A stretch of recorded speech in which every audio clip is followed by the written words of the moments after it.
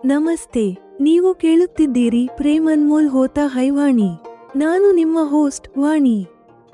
ಹಿಂದಿನ ಸಂಚಿಕೆಯಲ್ಲಿ ರಾಶಿಲ್ನ ದೈಹಿಕ ಸ್ಪರ್ಶವು ನನ್ನೊಳಗೆ ಅಭೂತಪೂರ್ವ ಕಾಮೋದ್ರೇಕವನ್ನು ಜಾಗೃತಗೊಳಿಸಿತ್ತು. ಇಂದು ಅಲ್ಕಾ ಮ್ಯಾಮ್ ಮತ್ತು ರಾಶಿಲ್ ಜೊತೆ ಭೋಜನ ಮತ್ತು ರಾತ್ರಿ ವಾಸ್ತವ್ಯದ ನಂತರ ನನ್ನ ಮನಸ್ಸು ಸಮಲಿಂಗಿ ಸಂಬಂಧಗಳ ಬಗ್ಗೆ ತರ್ಕ ವಿತರ್ಕ ಮಾಡುತ್ತಿದೆ. ನೀವು ಕೇಳುವಿರಿ, ಒಂದು ವೇಳೆ ಮ್ಯಾಮ್ ಎಂದಾದರೂ ನನ್ನೊಂದಿಗೆ ಅಂತಹ ಸಂಬಂಧ ಹೊಂದಲು ಬಯಸಿದರೆ ನಾನು ವಿರೋಧಿಸುವೆನೆ. ನನ್ನ ಮನಸ್ಸು ಹೇಳುತ್ತಿದೆ ಹೌದು.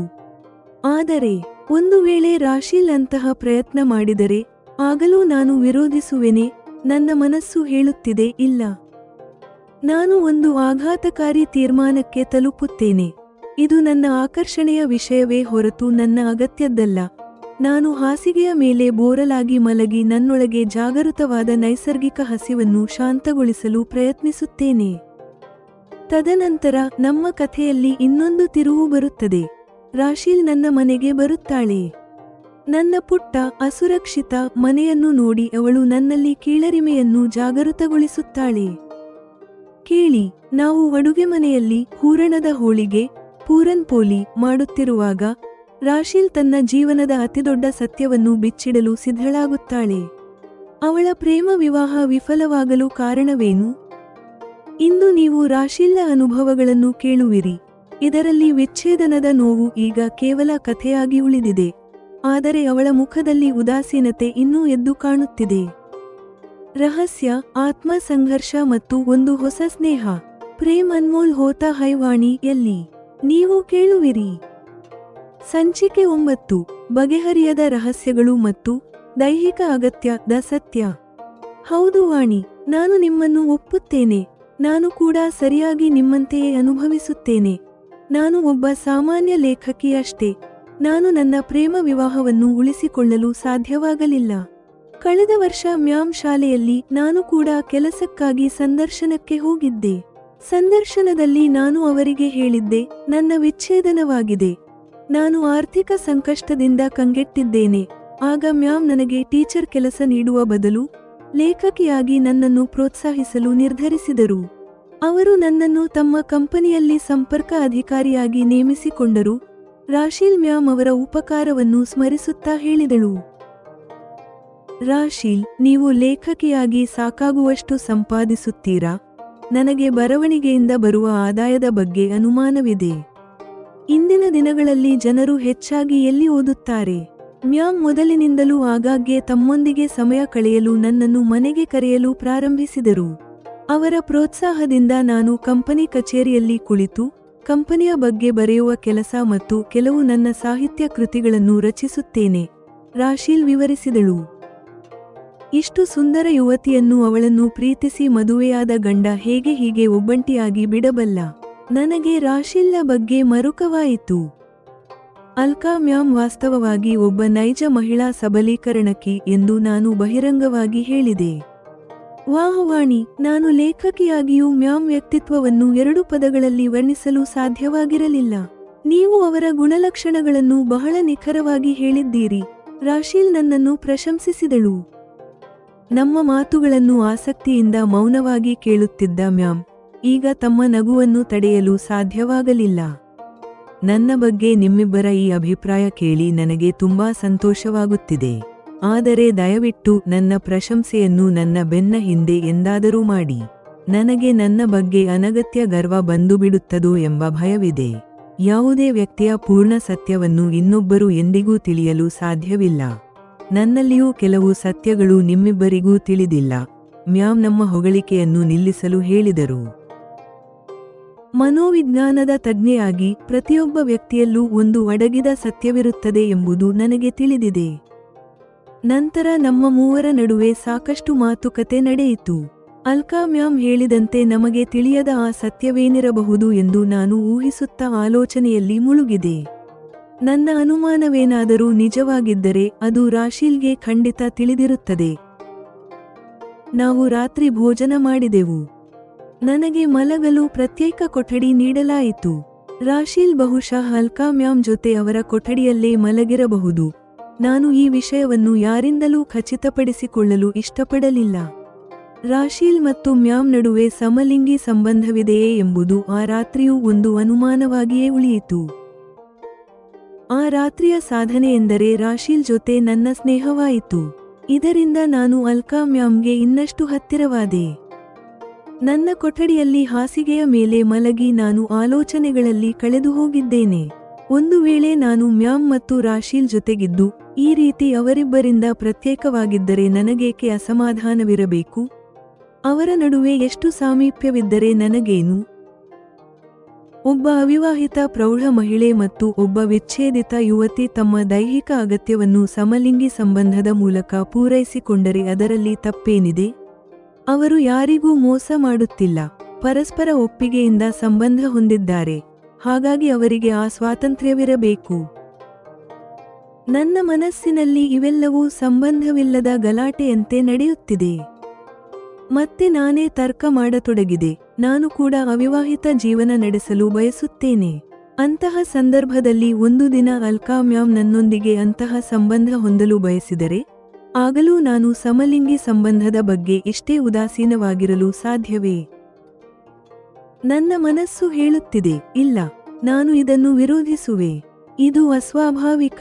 ಆಗ ನನ್ನ ಮನಸ್ಸಿನಲ್ಲಿ ಪ್ರಶ್ನೆ ಮೂಡಿತು, ಒಂದು ವೇಳೆ ಅಂತಹ ಪ್ರಯತ್ನವನ್ನು ರಾಶೀಲ್ ಎಂದಾದರೂ ಮಾಡಿದರೆ ಆಗಲೂ ನಾನು ಅಷ್ಟೇ ವಿರೋಧಿಸುವೆನೆ? ನಾನು ಆಶ್ಚರ್ಯಚಕಿತಳಾದೆ. ನನ್ನ ಮನಸ್ಸು ಹೇಳುತ್ತಿದೆ, ರಾಶೀಲ್ ಅಂತಹ ಸುಂದರ ಯುವತಿಯ ಮನಸ್ಸನ್ನು ನಾನು ಹೇಗೆ ನೋಯಿಸಲು ಸಾಧ್ಯ? ನಾನು ಮನಸ್ಸಿನಲ್ಲೇ ಒಂದು ತೀರ್ಮಾನಕ್ಕೆ ಬಂದೆ, ವಿಷಯ ನನ್ನ ಅಗತ್ಯದ್ದಲ್ಲ ಅಥವಾ ನನ್ನ ಮೇಲಿನ ಉಪಕಾರವೂ ಮುಖ್ಯವಲ್ಲ. ನನಗೆ ಮುಖ್ಯವಾದುದು ರಾಶೀಲ್ನ ಸೌಂದರ್ಯದಿಂದ ಪ್ರೇರಿತವಾದ ಆಕರ್ಷಣೆ ಮಾತ್ರ. ಇದೇ ಮಾನವ ಮನಸ್ಸು. ಇದರಲ್ಲಿ ಏನೆಲ್ಲ ಆಲೋಚನೆಗಳು ಬರುತ್ತವೆ. ಒಂದು ವೇಳೆ ರಾಶೀಲ್ನ ತರಹದ ಅತ್ಯಂತ ಆಕರ್ಷಕ ಯುವಕ ಯಾರಾದರೂ ನನಗೆ ಪರಿಚಯವಾಗಿ ಅವನು ನನ್ನಲ್ಲಿ ಆಸಕ್ತಿ ತೋರಿಸಿದರೆ ಆಗ ನಾನು ನನ್ನ ಅವಿವಾಹಿತ ನಿರ್ಧಾರಕ್ಕೆ ಬದ್ಧಳಾಗಿರಲು ಸಾಧ್ಯವೇ? ನನ್ನೊಳಗೆ ಒಂದು ನೈಸರ್ಗಿಕ ಹಸಿವಿದೆ ಎಂದು ನನಗೆ ಅನ್ನಿಸಿತು. ಇಂದಿನವರೆಗೂ ಇದು ನನ್ನನ್ನು ವಶಪಡಿಸಿಕೊಂಡಿರಲಿಲ್ಲ. ನಾನು ಹಾಸಿಗೆಯ ಮೇಲೆ ಬೋರಲಾಗಿ ಮಲಗಿದೆ. ಹಾಸಿಗೆಯ ಮೇಲೆ ವಿಚಿತ್ರವಾಗಿ ಹೊರಳಾಡಿದೆ. ನಂತರ ನಿದ್ರೆಗೆ ಜಾರಿದೆ. ದೃಶ್ಯ ಬದಲಾವಣೆ. ಮ್ಯಾಮ್ ಬಂಗಲೆಯಲ್ಲಿ ನಾನು ರಾಶೀಲನ್ನು ಇನ್ನೂ 3 ಬಾರಿ ಭೇಟಿಯಾದೆ. ಇದರಿಂದ ನಮ್ಮ ಗೆಳೆತನ ಗಾಢವಾಯಿತು. ಈ ಭೇಟಿಗಳಲ್ಲಿ ನಾವು ಪರಸ್ಪರ ಸಾಕಷ್ಟು ವಿಷಯಗಳನ್ನು ತಿಳಿದುಕೊಂಡೆವು. ತದನಂತರ ಒಂದು ದಿನ ರಾಶೀಲ್ ನನ್ನ ಮನೆಗೆ ಬಂದಳು. ಬಹುಶಃ ಅವಳು ನನ್ನ ಕೌಟುಂಬಿಕ ಪರಿಸ್ಥಿತಿಗಳನ್ನು ತನ್ನ ದೃಷ್ಟಿಯಿಂದ ನೋಡಲು ನನ್ನ ಮನೆಗೆ ಬಂದಿದ್ದಾಳೆ. ಸಮಯ ಬೆಳಿಗ್ಗೆ 10:30. ನಾನು ಅವಳನ್ನು ಅಪ್ಪಾರಿಗೆ ಪರಿಚಯಿಸಿದೆ. ಅವಳು ಬಂದ ಸ್ವಲ್ಪ ಹೊತ್ತಿನಲ್ಲೇ ಅಪ್ಪ ತಮ್ಮ ಪುಸ್ತಕದ ಅಂಗಡಿಗೆ ಹೊರಟರು. ಇದರಿಂದ ನಮಗೆ ಮಾತನಾಡಲು ಸಾಕಷ್ಟು ಸಮಯ ಸಿಕ್ಕಿತು. ಅವಳು ಅರ್ಧ ಗಂಟೆಯಷ್ಟೇ ಮೊದಲು ಫೋನ್ ಮಾಡಿ ಬರುವುದಾಗಿ ತಿಳಿಸಿದ್ದರಿಂದ ಅವಳಿಗೆ ಆತಿಥ್ಯ ನೀಡಲು ನನ್ನಲ್ಲಿ ಯಾವುದೇ ಪೂರ್ವ ಸಿದ್ಧತೆ ಇರಲಿಲ್ಲ. ರಾಶೀಲ್, ನಿನಗೆ ಊಟದಲ್ಲಿ ಏನು ಇಷ್ಟ ಎಂದು ಅವಳನ್ನು ಕೇಳಿದೆ. ವಾಣಿ, ನನಗೆ ನಮ್ಮ ಪಂಜಾಬಿ ಅಡುಗೆಗಳಿಗಿಂತಲೂ ಹೂರಣದ ಹೋಳಿಗೆ ಮತ್ತು ಕಡಿ ಎಂದರೆ ತುಂಬಾ ಇಷ್ಟ. ನಿನಗೆ ಹೋಳಿಗೆ ಮಾಡಲು ಬರುತ್ತದೆಯೇ? ಅವಳು ಕೇಳಲು ಸಂಕೋಚ ಪಡಲಿಲ್ಲ. ನಮ್ಮ ಅಮ್ಮನಿಗೂ ಹೂರಣದ ಹೋಳಿಗೆ ಎಂದರೆ ತುಂಬಾ ಇಷ್ಟವಿತ್ತು. ನಾನು ಅಡುಗೆ ಮನೆಯಲ್ಲಿ ಅವರಿಗೆ ಸಹಾಯ ಮಾಡುತ್ತಿದ್ದೆ. ಒಬ್ಬಳೇ ನಾನು ಕೇವಲ 1 ಬಾರಿ ಮಾತ್ರ ಮಾಡಿದ್ದೇನೆ. ಅದು ಕೂಡ ತುಂಬಾ ದಿನಗಳಾಯಿತು. ನಿನಗೆ ತಿನ್ನಬೇಕೆನಿಸಿದ್ದರೆ ಇಂದು ಖಂಡಿತ ಮಾಡುತ್ತೇನೆ.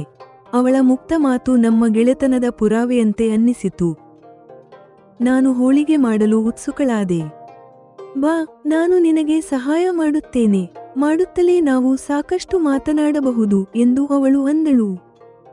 ಹೌದು, ಇದು ಒಳ್ಳೆಯ ಆಲೋಚನೆ. ಇದರಿಂದ ಒಂದೇ ಕಲ್ಲಿನಲ್ಲಿ 2 ಹಕ್ಕಿಯಲ್ಲ, 3 ಕೆಲಸಗಳಾಗುತ್ತವೆ. ನಾವು ಮಾತನಾಡಬಹುದು, ಹೋಳಿಗೆ ತಯಾರಾಗುತ್ತದೆ, ನಾವಿಬ್ಬರೂ ಜೊತೆಯಾಗಿ ರುಚಿ ನೋಡಬಹುದು. ಅಮ್ಮ ಹೋದ ಮೇಲೆ ಅಪ್ಪ ಕೂಡ ಹೋಳಿಗೆ ತಿಂದು ಬಹಳ ದಿನಗಳಾಗಿವೆ. ನಿನ್ನ ಪುಣ್ಯದಿಂದ ಇಂದು ಅವರಿಗೂ ಅದು ಸಿಗುತ್ತದೆ ಎಂದು ನನಗೆ ಅಪ್ಪಾರ ಇಷ್ಟ ನೆನಪಾಯಿತು. ನಾನು ಕಾಫಿ ಮಾಡಿದೆ. ಇಬ್ಬರೂ ಕಾಫಿ ಕಪ್ ಹಿಡಿದುಕೊಂಡೆವು.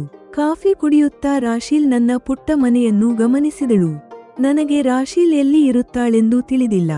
ಆದರೆ ಅಲ್ಕಾ ಮ್ಯಾಮ್ ಬಂಗಲೆಗೆ ಹೋಲಿಸಿದರೆ ನನ್ನ ಮನೆ ಒಂದು ಪುಟ್ಟ ಗುಡಿಸಲಿನಂತೆ ಇದೆ. ವಾಣಿ, ನಾವು ಎಷ್ಟು ಅಸುರಕ್ಷಿತ ಮನೆಗಳಲ್ಲಿ ವಾಸಿಸುತ್ತೇವೆ ನೋಡು. ಇದರಲ್ಲಿ ಯಾವುದೇ ಪ್ರೈವಸಿ ಇರುವುದಿಲ್ಲ. ಅಕ್ಕಪಕ್ಕದವರು ಎಲ್ಲಿಂದ ಬೇಕಾದರೂ ಒಳಗೆ ಇಣುಕಬಹುದು. ಕಿಟಕಿ, ಬಾಗಿಲು ಮತ್ತು ಗೋಡೆಗಳ ಸ್ಥಿತಿ ಹೇಗಿದೆ ಎಂದರೆ ಮನೆಯೊಳಗೆ ನಡೆಯುವ ಮಾತುಗಳು ಹೊರಗೆ ಸುಲಭವಾಗಿ ಕೇಳಿಸಬಹುದು. ರಾಶೀಲ್ ಕಹಿ ಸತ್ಯವನ್ನು ಹೇಳಲು ಸಂಕೋಚ ಪಡಲಿಲ್ಲ. ನನಗೂ ನನ್ನ ಮನೆಯಲ್ಲಿ ಈ ಕೊರತೆಗಳು ಕಾಣುತ್ತವೆ, ಆದರೆ ಇದಕ್ಕಿಂತ ಮೀರಿದ ಪ್ರಪಂಚವೂ ಇರುತ್ತದೆ ಎಂಬುದು ಅಲ್ಕಾ ಮ್ಯಾಮ್ ಬಂಗಲೆಯನ್ನು ನೋಡಿದ ಮೇಲೆಯೇ ತಿಳಿದಿದ್ದು. ಇಲ್ಲದಿದ್ದರೆ ನಮಗೆ ಇಂತಹ ಮನೆಗಳೇ ಸೌಕರ್ಯವಾಗಿ ಅನ್ನಿಸುತ್ತವೆ. ಅವಳ ನೇರ ಮಾತಿಗೆ ನಾನು ಅಚ್ಚರಿಗೊಂಡೆ. ಹೌದು, ನಿಜಕ್ಕೂ ವಿಷಯವೇನೆಂದರೆ ನಾವು ಎಂತಹ ಜೀವನಕ್ಕೆ ಒಗ್ಗಿಕೊಂಡಿದ್ದೇವೆ ಎಂಬುದು. ರಾಶೀಲ್ ಅನುಭವಿ ವ್ಯಕ್ತಿಯಂತೆ ಮಾತನಾಡಿದಳು. ರಾಶೀಲ್ ನಮ್ಮ ಮನೆಯ ಬಗ್ಗೆ ಆ ಮಾತುಗಳನ್ನು ನಮ್ಮನ್ನು ಕೀಳಾಗಿ ಕಾಣಲು ಹೇಳಿಲ್ಲವೆಂದು ನನಗೆ ಅನ್ನಿಸಿತು. ಹಿಂದಿನ ಭೇಟಿಗಳಿಂದ ನಾವು ಹೇಗಿದ್ದೇವೋ ಹಾಗೆಯೇ ಒಬ್ಬರನ್ನೊಬ್ಬರು ಸ್ವೀಕರಿಸಿದ್ದೇವೆ. ಆದರೂ ನನ್ನ ಮನಸ್ಸಿನಲ್ಲಿ ರಾಶೀಲ್ ಬಗ್ಗೆ ಸಾಕಷ್ಟು ಕುತೂಹಲವಿತ್ತು. ಕಾಫಿ ಮುಗಿಸಿದ ನಂತರ ನಾವು ಅಡುಗೆ ಮನೆಗೆ ಹೋದೆವು.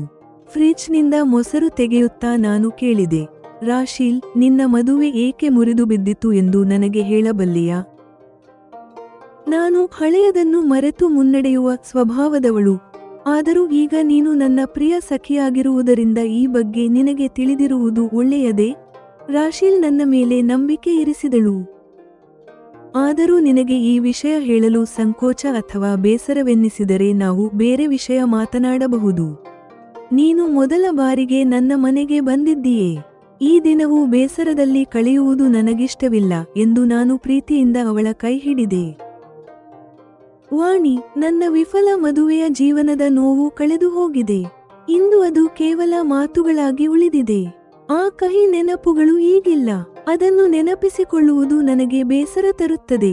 ಆದರೂ ನಾನು ನಿನಗೆ ಹೇಳುತ್ತೇನೆ, ನಾವಿಬ್ಬರೂ ಈ ಹೋಳಿಗೆಯ ರುಚಿಯೊಂದಿಗೆ ಆ ಬೇಸರವನ್ನು ಮರೆತು ಬಿಡೋಣ.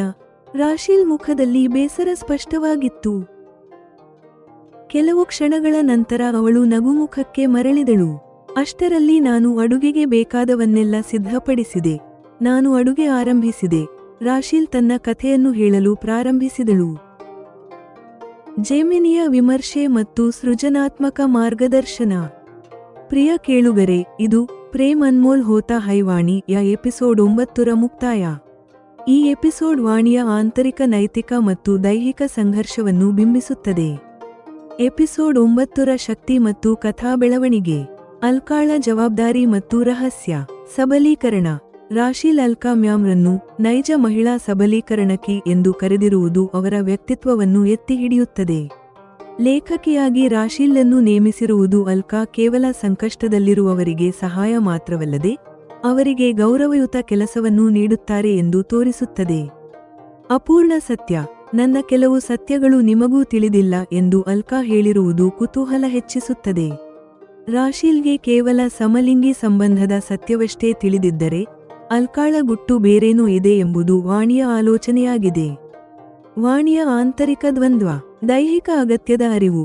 ವಾಣಿ ರಾಶೀಲ್ ಮತ್ತು ಅಲ್ಕಾ ಸಂಬಂಧದ ಬಗ್ಗೆ ಯೋಚಿಸುವುದು ಮತ್ತು ತನ್ನೊಳಗೆ ರಾಶೀಲ್ ಬಗ್ಗೆ ಉಂಟಾದ ಆಕರ್ಷಣೆಯನ್ನು ಗಮನಿಸುವುದು ತೀವ್ರ ಭಾವನಾತ್ಮಕ ಹೋರಾಟವಾಗಿದೆ. ತನ್ನ ಸಂಪ್ರದಾಯದ ವಿಚಾರ ಮತ್ತು ನೈಸರ್ಗಿಕ ಹಸಿವಿನ ನಡುವಿನ ದ್ವಂದ್ವ ಇದಾಗಿದೆ. ತೀರ್ಮಾನ.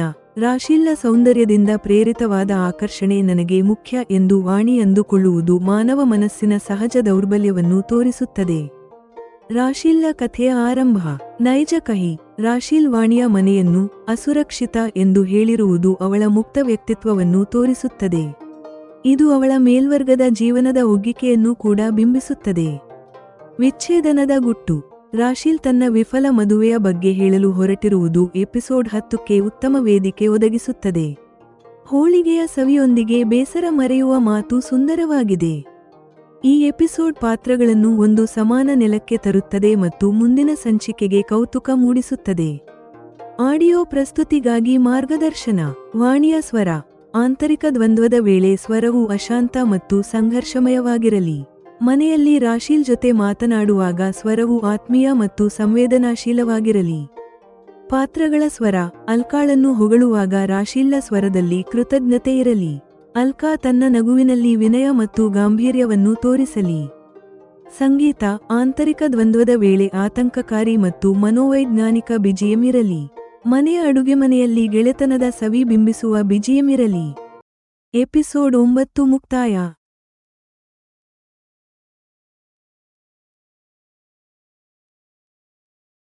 ಎಪಿಸೋಡ್ 10. ನಮಸ್ತೆ, ನೀವು ಕೇಳುತ್ತಿರುವುದು ಪ್ರೇಮ್ ಅನ್ಮೋಲ್ ಹೋತಾ ಹೈ ವಾಣಿ. ನಾನು ನಿಮ್ಮ ಹೋಸ್ಟ್ ವಾಣಿ. ಹಿಂದಿನ ಸಂಚಿಕೆಯಲ್ಲಿ ರಾಶೀಲ್ ತನ್ನ ವಿಚ್ಛೇದನದ ಕಥೆಯನ್ನು ನನ್ನೊಂದಿಗೆ ಹಂಚಿಕೊಳ್ಳುವುದಾಗಿ ಭರವಸೆ ನೀಡಿದ್ದಳು. ಇಂದು ನೀವು ಅತಿಯಾದ ಮುದ್ದಿನಿಂದ ಬೆಳೆದ ಹಠಮಾರಿ ಹುಡುಗಿಯ ದುರಂತ ಕಥೆಯನ್ನು ಕೇಳಲಿದ್ದೀರಿ. ಅದೇ ರಾಶೀಲ್ ಕಥೆ. ಜಲಂಧರ್ನ ಒಂದು ಸಂಯುಕ್ತ ಸಿಖ್ ಕುಟುಂಬದಲ್ಲಿ 50ಕ್ಕೂ ಹೆಚ್ಚು ಒಳ್ಳೆಯ ಸಂಬಂಧಗಳನ್ನು ತಿರಸ್ಕರಿಸಿದ ನಂತರ ರಾಶೀಲ್ ಗುರುತ್ತಾರಾದಲ್ಲಿ ಜೆಡ್ ಎಂಬ ಸಿಖ್ಯೇತರ ಯುವಕನನ್ನು ಭೇಟಿಯಾದಳು. ಆ ಆಕರ್ಷಣೆ ಎಷ್ಟಿತ್ತೆಂದರೆ ಅವಳು 70 ವರ್ಷಗಳ ಹಿಂದಿನ ತನ್ನ ಕುಟುಂಬದ ದುರಂತವನ್ನು ಮರೆತಳು. ರಾಶೀಲ್ ತನ್ನ ತಾಯಿಗೆ ಸುಳ್ಳು ಹೇಳಿದಳು, ತನ್ನ ಪ್ರೀತಿಯ ಕುಟುಂಬದಿಂದ ದೂರವಾಗಲು ನಿರ್ಧರಿಸಿದಳು ಮತ್ತು ಜೆಡ್ನೊಂದಿಗೆ ಓಡಿಹೋಗಲು ಸಿದ್ಧಳಾದಳು. ಆದರೆ ಇದು ಸಾಮಾನ್ಯ ಪಲಾಯನವಾಗಿರಲಿಲ್ಲ. ಜೆಡ್ ಅವಳಿಗೆ ಒಂದು ಕಪ್ಪು ಬುರ್ಖಾ ನೀಡಿ ಅವಳ ಹಣೆಬರಹದ ಮೇಲೆ ಕಪ್ಪು ನೆರಳಾಗಲಿರುವ ಸಂಬಂಧಕ್ಕೆ ಹೇಗೆ ಅಡಿಪಾಯ ಹಾಕಿದನೆಂದು ಕೇಳಿ. ರಾಶೀಲ್ ತನ್ನ ಪಂಜರದ ಹಕ್ಕಿ ಯಂತಹ ಹೊಸ ಮನೆಗೆ ತಲುಪಿದಾಗ ಏನಾಯಿತು? ಗುರುತ್ತಾರಾದಲ್ಲಿ ಕಂಡ ಆ ಪ್ರೀತಿಯ ನಟನೆ ಹಾಸಿಗೆಯ ಮೇಲೆ ಹೇಗೆ ಭೀಕರ ದುಷ್ಟತನ ಮತ್ತು ಕ್ರೌರ್ಯವಾಗಿ ಬದಲಾಯಿತು? ಇದು ಒಬ್ಬ ಹುಡುಗಿಯ ಮುಗ್ಧ ತ್ಯಾಗದ ಕಥೆ. ಅವಳು ಕೊನೆಗೆ ಸ್ಯಾಡಿಸಂಗೆ ಬಲಿಯಾದಳು. ರಾಶೀಲ್ ಅವರ ವಿಫಲ ವೈವಾಹಿಕ ಜೀವನದ ಹಿಂದಿನ ನೋವಿನ ಸತ್ಯ. ಪ್ರೇಮ್ ಅನ್ಮೋಲ್ ಹೋತಾ ಹೈ ವಾಣಿ ಯಲ್ಲಿ ನೀವು ಕೇಳಲಿದ್ದೀರಿ. ಸಂಚಿಕೆ 10. ಬುರ್ಖಾ ಧರಿಸಿದ ಪ್ರೀತಿ ಮತ್ತು ಪಂಜರದ ಹಕ್ಕಿ. ಜಲಂಧರ್ನಲ್ಲಿ ವಾಸಿಸುವ ಒಂದು ಸಂಯುಕ್ತ ಸಿಖ್ ಕುಟುಂಬದ 3 ಸಹೋದರರ 8 ಮಕ್ಕಳಲ್ಲಿ ರಾಶೀಲ್ ಒಬ್ಬಳೇ ಮಗಳು. ಅವಳು ತನ್ನ ಸಹೋದರರು ಮತ್ತು ಪೋಷಕರಿಗೆ ಮಾತ್ರವಲ್ಲದೆ ಚಿಕ್ಕಪ್ಪ, ದೊಡ್ಡಪ್ಪ ಮತ್ತು ಅಜ್ಜ ಅಜ್ಜಿಯರಿಗೂ ಅತಿಯಾದ ಮುದ್ದಿನ ಮಗಳು. ಇದರಿಂದಾಗಿ ಬಾಲ್ಯದಿಂದಲೇ ರಾಶೀಲ್ ಸ್ವಭಾವವು ಹಠಮಾರಿ ಮತ್ತು ತನ್ನ ಇಷ್ಟದಂತೆ ಮಾಡುವ ಗುಣದವಳಾಗಿದ್ದಳು. ಅವಳು ಬೆಳೆದು ದೊಡ್ಡವಳಾದಾಗ ಪ್ರತಿ ಮನೆಯಿಂದಲೂ ಸಂಬಂಧಗಳು ಬರಲಾರಂಭಿಸಿದವು. ಅವಳು ಹುಡುಗರನ್ನು ನೋಡಿ, ಇಲ್ಲ, ನನಗೆ ಈ ಹುಡುಗ ಇಷ್ಟವಿಲ್ಲ ಎಂದು ಹೇಳುತ್ತಿದ್ದಳು. ರಾಶೀಲ್ ಬಾಯಿಂದ ಈ ಮಾತು ಬಂದ ತಕ್ಷಣ ಆ ಸಂಬಂಧವನ್ನು ತಿರಸ್ಕರಿಸಲಾಗುತ್ತಿತ್ತು. ರಾಶೀಲ್ ಈ ರೀತಿ 50ಕ್ಕೂ ಹೆಚ್ಚು ಸಂಬಂಧಗಳನ್ನು ಬೇಡವೆಂದಿದ್ದಳು. ಒಂದು ದಿನ ರಾಶೀಲ್ ತಾಯಿ ಹರ್ಬಿಂದರ್ ಕೇಳಿದರು, ರಾಶಿ, ನೀನು ಈಗಾಗಲೇ ಯಾರನ್ನಾದರೂ ಇಷ್ಟಪಟ್ಟಿದ್ದೀಯಾ? ಸುಂದರವಾದ, ಶ್ರೀಮಂತ ಅಥವಾ ಓದಿದ ಹುಡುಗರು, ಹೀಗೆ ಪ್ರತಿಯೊಬ್ಬರನ್ನೂ ನೀನು ಬೇಡವೆನ್ನುತ್ತಿದ್ದೀಯಲ್ಲ? ಅಮ್ಮ, ಇದುವರೆಗೆ ಯಾರೂ ಇಲ್ಲ. ಒಂದು ವೇಳೆ ಯಾರಾದರೂ ಕಂಡರೆ ನಿನಗೆ ಖಂಡಿತ ಹೇಳುತ್ತೇನೆ ಎಂದು ರಾಶೀಲ್ ಉತ್ತರಿಸಿದಳು. ಈ ಮಾತುಕತೆಯ ನಂತರ ಅವಳು ಗುರುತ್ತಾರಾಕ್ಕೆ ಹೋದಳು. ಅಲ್ಲಿ ರಾಶೀಲ್ ಲಂಗರ್ ಸೇವೆ ಮಾಡುತ್ತಿದ್ದಳು. ಆಗ ಒಬ್ಬ ಯುವಕ ಸೇವೆ ಮಾಡುವ ನೆಪದಲ್ಲಿ ಪದೇ ಪದೇ ಅವಳ ಹತ್ತಿರ ಬರಲಾರಂಭಿಸಿದನು. ಅವನು ಸಿಖ್ ಅಲ್ಲ ಎಂಬುದು ಅವನ ಕಟಿಂಗ್ ಮತ್ತು ಗಡ್ಡ ಇಲ್ಲದಿರುವುದನ್ನು ಕಂಡು ತಿಳಿಯುತ್ತಿತ್ತು. ರಾಶೀಲ್ ಅವನನ್ನು ತಪ್ಪಿಸಲು ಪ್ರಯತ್ನಿಸಿದಳು. ರಾಶೀಲ್ಗೆ ತಿಳಿದಿರಲಿಲ್ಲ ವಿಧಿಯಾಟ ಬೇರೆಯೇ ಇದೆ ಎಂದು. ಸುಮಾರು 1 ತಿಂಗಳ ಕಾಲ ಆ ಯುವಕ ಗುರುತ್ತಾರಾದಲ್ಲಿ ಅವಳನ್ನು ಹಿಂಬಾಲಿಸುತ್ತಲೇ ಇದ್ದನು. ಅವಳ ಮನಸ್ಸಿನಲ್ಲಿ ಆ ಯುವಕನ ಬಗ್ಗೆ ವಿಭಿನ್ನ ಆಲೋಚನೆಗಳು ಶುರುವಾದವು. ಬಹುಶಃ ಇದು ಗುರು ಹರಗೋಬಿಂದ್ ಸಾಹಿಬ್ ಅವರ ಆಶೀರ್ವಾದವಿರಬಹುದು ಎಂದು ಅವಳು ಭಾವಿಸಿದಳು. ಒಂದು ದಿನ ರಾಶೀಲ್ ಆ ಯುವಕನ ಹೆಸರು ಕೇಳಿದಳು. ಅವನು ತನ್ನ ಹೆಸರು ಜೆಡ್ ಎಂದು ಹೇಳಿದನು. ಇದರಿಂದ ಅವನು ಸಿಖ್ ಅಲ್ಲ ಎಂಬುದು ರಾಶೀಲ್ಗೆ ಖಚಿತವಾಯಿತು. ಜೆಡ್ ನೇರವಾಗಿ ಉತ್ತರಿಸದೆ ವಿಷಯವನ್ನು ಬದಲಿಸಿದನು. ರಾಶಿ, ಗುರುತ್ತಾರಾದಲ್ಲಿ ಎಲ್ಲರೂ ಸಮಾನರು ಎಂಬುದು ನಿನಗೆ ತಿಳಿದಿಲ್ಲವೇ? ಆದ್ದರಿಂದ ಯಾರಾದರೂ ಇಲ್ಲಿಗೆ ಬರಬಹುದು. ಅವನಿಗೆ ತನ್ನ ಹೆಸರು ತಿಳಿದಿದೆ ಎಂದು ರಾಶೀಲ್ಗೆ ಆಶ್ಚರ್ಯವಾಯಿತು. ಅವನ ಮೇಲೆ ಅವಳಿಗೆ ಆಕರ್ಷಣೆ ಉಂಟಾಯಿತು. ಜೆಡ್ ಬಗ್ಗೆ ಏನೂ ತಿಳಿಯದಿದ್ದರೂ ಅವನ ನಿರಂತರ ಪ್ರಯತ್ನ ಅವಳನ್ನು ಸೆಳೆಯಿತು. ಕೊನೆಗೆ ಅವಳು ಒಂದು ನಿರ್ಧಾರಕ್ಕೆ ಬಂದಳು, ಜೆಡ್ ಒಪ್ಪಿದರೆ ಅವನನ್ನೇ ಮದುವೆಯಾಗುತ್ತೇನೆ ಎಂದು. ಪ್ರತಿದಿನ ಗುರುತ್ತಾರಕ್ಕೆ ಬಂದು ನಾನು ಬೇಡಿಕೊಳ್ಳುವುದೇ ಇದಕ್ಕಾಗಿ ಎಂದು ಜೆಡ್ ತಕ್ಷಣ ಉತ್ತರಿಸಿದನು. ಪುಟ್ಟರ್, ಮಗಳೇ, ಇದು ಹೇಗೆ ಸಾಧ್ಯ? ವಿಭಜನೆಯ ಸಮಯದಲ್ಲಿ ನಿಮ್ಮ ಅಜ್ಜ ತನ್ನ 2 ಚಿಕ್ಕ ಸಹೋದರಿಯರನ್ನು ಕಳೆದುಕೊಂಡ ನಂತರವೇ ಜಲಂಧರ್ಗೆ ಬಂದರು. ಆ ದಿನಗಳಲ್ಲಿ ನಡೆದ ಕ್ರೌರ್ಯಗಳನ್ನು ನೆನಪಿಸಿಕೊ ಎಂದು ತಾಯಿ ಹರ್ಬಿಂದರ್ ಎಚ್ಚರಿಸಿದರು. ಅಮ್ಮ, ಆದರೆ 70 ವರ್ಷಗಳ ಹಿಂದೆ ಯಾರೋ ಮಾಡಿದ ತಪ್ಪಿಗೆ ಜೆಡ್ನನ್ನು ಹೇಗೆ ದೂಷಿಸಲು ಸಾಧ್ಯ? ಅವನು ಆಗ ಹುಟ್ಟಿರಲೇ ಇಲ್ಲವಲ್ಲ. ರಾಶೀಲ್ ಜೆಡ್ನ ಬಲೆಯಲ್ಲಿ ಸಿಲುಕಿದಳು. ತನ್ನ ಮನೆ ಮತ್ತು ಕುಟುಂಬವನ್ನು ತೊರೆಯಲು ಸಿದ್ಧಳಾದಳು. ಜೆಡ್ ಅವಳಿಗೆ ಹೇಳಿದನು, ಮನೆಯಿಂದ ಹೊರಬಂದ ನಂತರ ಎಲ್ಲಾದರೂ ಇದನ್ನು ಧರಿಸಿಕೋ. ನಿನ್ನನ್ನು ಯಾರೂ ಗುರುತಿಸಲು ಸಾಧ್ಯವಿಲ್ಲ. ಅವಳಿಗೆ ಒಂದು ಪ್ಯಾಕೆಟ್ ನೀಡಿದನು. ಮನೆಯಲ್ಲಿ ಆ ಪ್ಯಾಕೆಟ್ ಬಿಚ್ಚಿ ನೋಡಿದಾಗ ಅದರಲ್ಲಿ ಒಂದು ಕಪ್ಪು ಬುರ್ಖಾ ಇತ್ತು. ಅವಳ ಹೃದಯ ಭಯದಿಂದ ಬಡಿದುಕೊಂಡಿತು. ಆದರೆ ಆ ಕಪ್ಪು ಬುರ್ಖಾ ತನ್ನ ಹಣೆಬರಹದ ಮೇಲೆ ಕಪ್ಪು ನೆರಳಾಗಲಿದೆ ಎಂದು ರಾಶೀಲ್ ಊಹಿಸಿರಲಿಲ್ಲ. ತನ್ನ ಕುಟುಂಬವನ್ನು ಬಿಟ್ಟು ಜೆಡ್ ಕೈ ಹಿಡಿದಳು. ಆದರೆ ಆ ಮನೆಯಲ್ಲಿ ಅವಳು ಪಂಜರದ ಹಕ್ಕಿಯಂತೆ ಬಂಧಿಯಾದಳು. ಹಾಸಿಗೆಯ ಮೇಲೆಯೂ ಜೆಡ್ ಕ್ರೌರ್ಯ ತೋರಿಸಲು ಶುರುಮಾಡಿದನು. ಅವನು ರಾಶೀಲನ್ನು ದೈಹಿಕವಾಗಿ ಹಿಂಸಿಸುವುದರಲ್ಲಿ ಸೇಡಸಂ ಸಂತೋಷ ಕಂಡನು. ಜೆಮಿನಿ ವಿಮರ್ಶೆ. ಈ ಸಂಚಿಕೆಯು ರಾಶೀಲ್ನ ನೋವನ್ನು ಸ್ಥಾಪಿಸುತ್ತದೆ. ಇದು ಅಲ್ಕಾ ಮತ್ತು ವಾಣಿಗೆ ಹೊಸ ಜವಾಬ್ದಾರಿಯನ್ನು ನೀಡುತ್ತದೆ. ಸಂಚಿಕೆ 10 ಮುಕ್ತಾಯ.